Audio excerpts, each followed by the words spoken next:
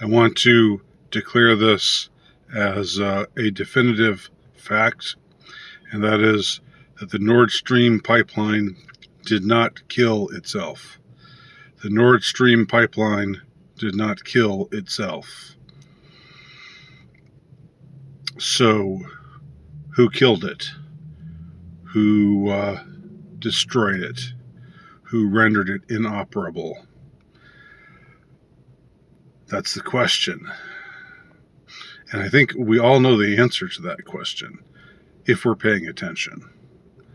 It's the same question that we answer to ourselves when we say, when we make the common sense observation that Jeffrey Epstein didn't kill himself. Well, putting aside the idea that Jeffrey Epstein actually was spirited away and they put some fake body in his place, maybe that's true, I don't know. But in either case, he didn't kill himself. But let's just say that he did indeed die. Who killed him? I don't mean who was the person who did it, but who were the organizations that did it.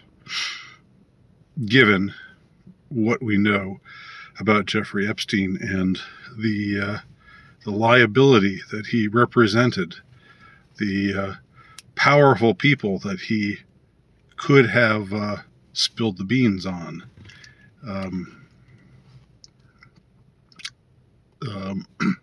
Given all of that, it seems pretty clear that it's the American power elite in one form or another who knows whether it was the CIA or the Secret Service or the FBI or any number of alphabet organizations, or if they outsourced it and some other organization did it.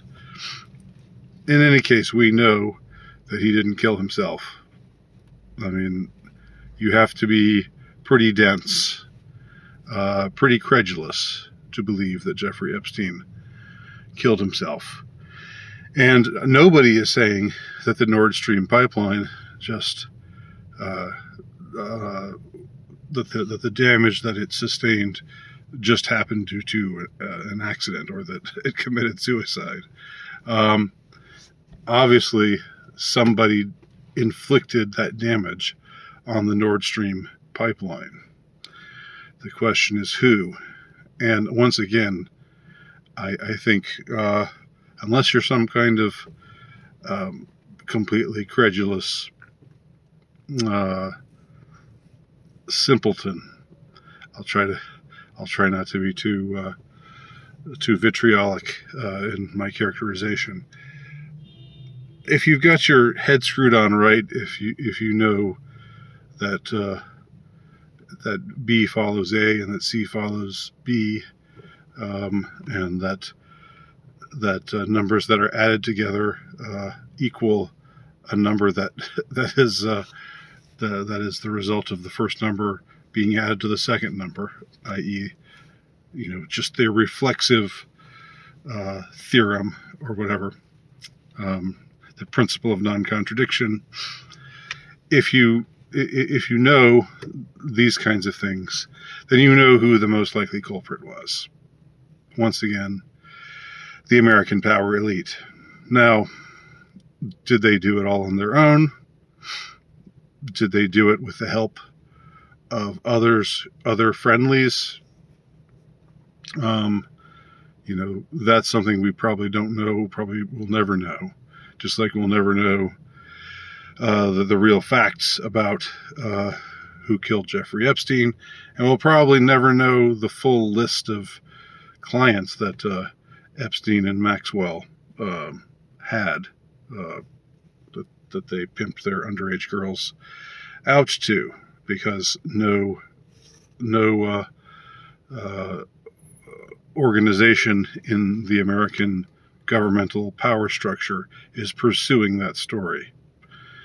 Elaine Maxwell is guilty of prostituting underage girls.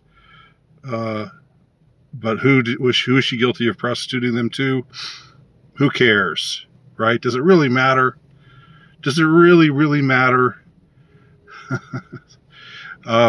This is what they say, or this is, I don't even know if they say that. They don't say anything. But this is what people who make these kinds of observations can clearly see. Nobody benefits by the Nord Stream pipeline sabotage other than the United States and the Western powers generally. What Vladimir Putin called the Anglo-Saxons in his kind of quaint, old-fashioned way. He meant the powers of the collective powers of the United States and the British Commonwealth, I think. But it's probably the United States, with their vast war machine, their super duper war budget, and their black budget, which gives them even more. They print more bills and spend on more war related things, and the reason for this is the simple. Is it Q bono? Is that how you say it? Is that how you pronounce it? I'm sure somebody will love to correct me if I didn't pronounce that correctly. But what Q bono means is who benefits. The Russians do not benefit in any way from destroying their own pipeline that they would have profited from, that they could have used as leverage against Europe. That's just absurd. And it's amusing to me that people are pushing that idea. Like, how credulous can you possibly be? I'm not saying that to trust Russia at face value. I'm not a Russophile, in spite of what some of you might think. I have a healthy skepticism for all heads of state and for all national governments. But simply looking at this case, it's easy to see who did it. It was the same power elite that killed Jeffrey Epstein. That same conglomeration of power, which is not derived from the consent of the governed, no matter what they tell us, which is not derived from who we, the people, elect to represent us, in spite of what they tell us. The power elite remains what it is, regardless of who you vote for, regardless of how you vote, regardless of who wins or who loses. So, it's pretty clear who did it, isn't it? And if it is indeed true that common sense prevails, and I am right, and so many other people are right on this front, I want to know how this hasn't been considered an act of war. Is it not considered an act of war to sabotage a infrastructure of a country? Is that not grounds for the country whose property was attacked to say, hey, this was an unprovoked attack. We take it as an act of war, and we will respond accordingly. So far, Putin and his guys haven't responded that way to the attack on the Nord Stream pipeline. But maybe that's just because they don't think it would be prudent at this time to do so. You know, there's very little prudence on the NATO side. Every single voice that you hear is just egging on the violence, just saying, let's keep this war going. Let's just promote.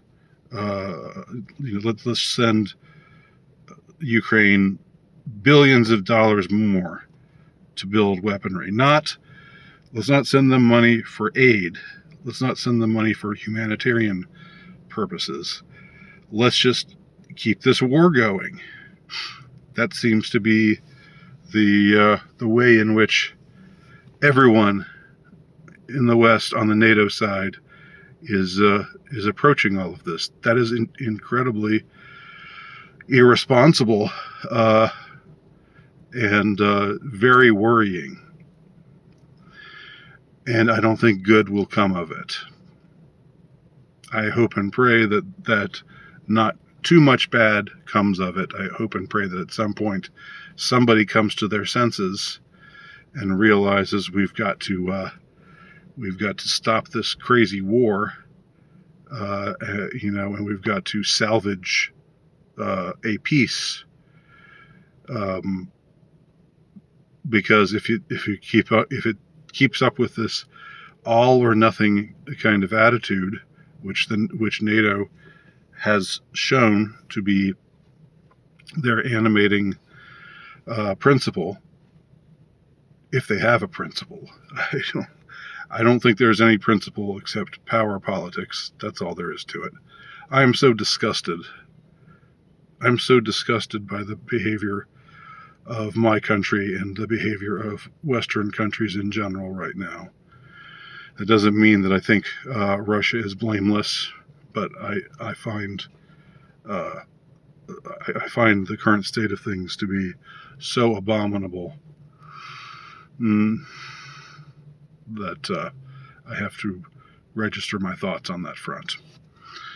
So, once again, the Nord Stream pipeline. I know I'm a few days behind on this story, but the Nord Stream pipeline did not kill itself. Who killed it? I think the answer is something we all know. Thanks for watching.